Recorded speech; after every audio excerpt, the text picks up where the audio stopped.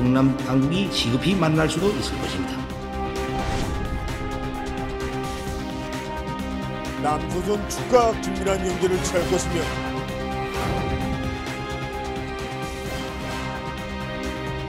양국 정상은 평창올림픽 기간 중 한미연합군사훈련을 실시하지 않기로 합의하고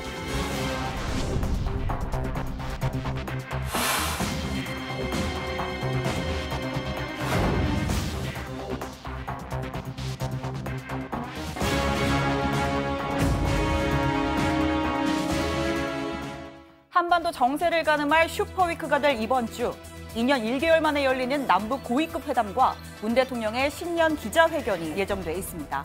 일단 문 대통령은 새해 첫 수석 보좌관 회의를 주재하면서 남북 고위급 회담과 평창올림픽 준비를 주요 안건으로 논의했습니다.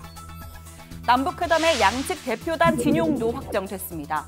예상대로 조명균, 이선권 수석 대표에 차관급도 각 2명씩 합류했습니다.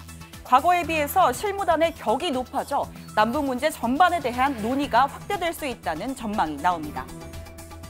남북관계 개선 문제를 논의하는 과정에서 이산가족 문제라든가 또 우리 군사적 긴장을 완화하는 문제 등을 포함해서 함께 논의할 수 있도록 준비하고 노력을 하겠습니다.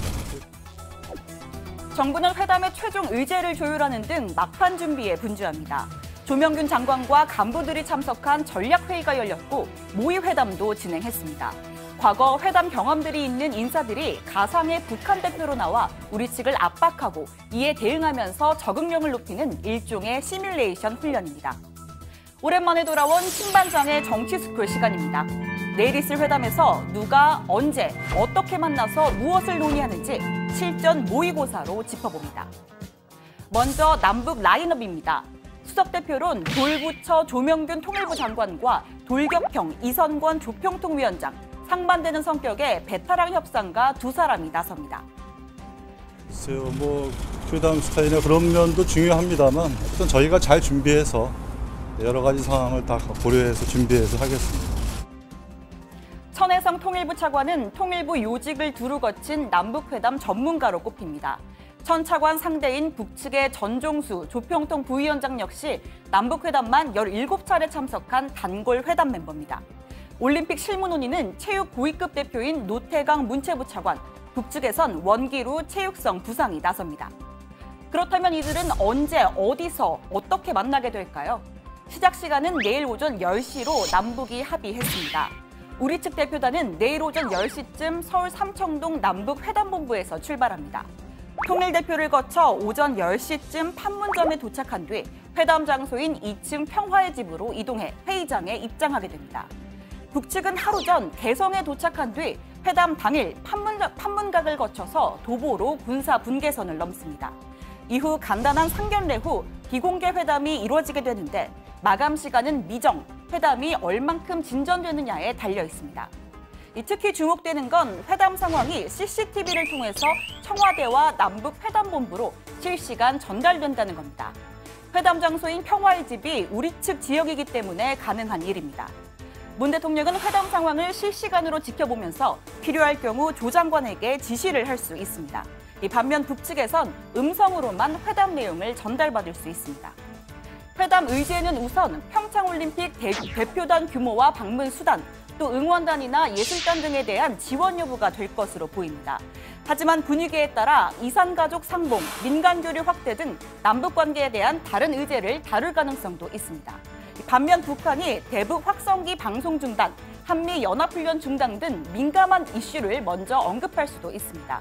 우리 정부는 평창올림픽을 디딤돌로 최대한 대화를 이어가면서 다른 의제를 협상 테이블에 올려놓는 전략을 펼 것으로 보입니다. 북한의 참가 논의에 집중을 하면서 평화올림픽을 위해서 북한에 제의한 사안들이 있습니다. 그 외에 남북관계 개선의 상호 관심사항, 특히 7월 17일 제의한 시급성이 있는 그런 부분들에 대해서 과거 정상회담에선 넥타이 색깔이 회담 결과를 예측하는 단서가 된 적이 많죠.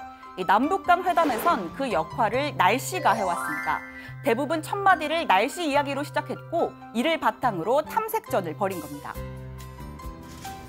이번 초복 때 평양에도 비가 폭우니 폭우나 많이 내렸습니다. 아마 이 가물 계속 왕감을 하다가 감기와 같은 무서운 효과를 줬습니다. 메마른 남북 관계에 대해서 오늘 그 회의가 단비가 됐으면 좋겠습니다. 이런 가운데 트럼프 미국 대통령이 김정은과 언제든 통화를 할 수 있다며 북한에 긍정적 시그널을 보냈습니다. 남북 대화가 성사된 건 자신의 대북 강경론 때문이라 평가하면서요. Are you willing to engage in phone talks with Kim Jong-un right now? Sure, I always believe in talking. Do you think But we have a very firm stance. Look, our stance, you know what it is. We're very firm. But I would do that. No problem with that at all. so? 또 남북이 올림픽 문제를 넘어 협력하는 걸 보고 싶다며 적절한 시점에 미국도 관여하게 될 것이라고 말했습니다. 북한의 태도 변화가 느껴지면 북미 대화로 이어질 수 있다는 의미로 풀이됩니다. 미국의 지원 사격에 이어 중1 육자회담 수석대표도 잇따라 한국을 찾아 대북 공조 방안 논의에 나섰습니다. 우리 측 수석대표인 이도훈 한반도 평화교섭 본부장은 모레 미국을 방문해 조셉윤 미 국무부 대북정책 특별대표와 만날 예정입니다.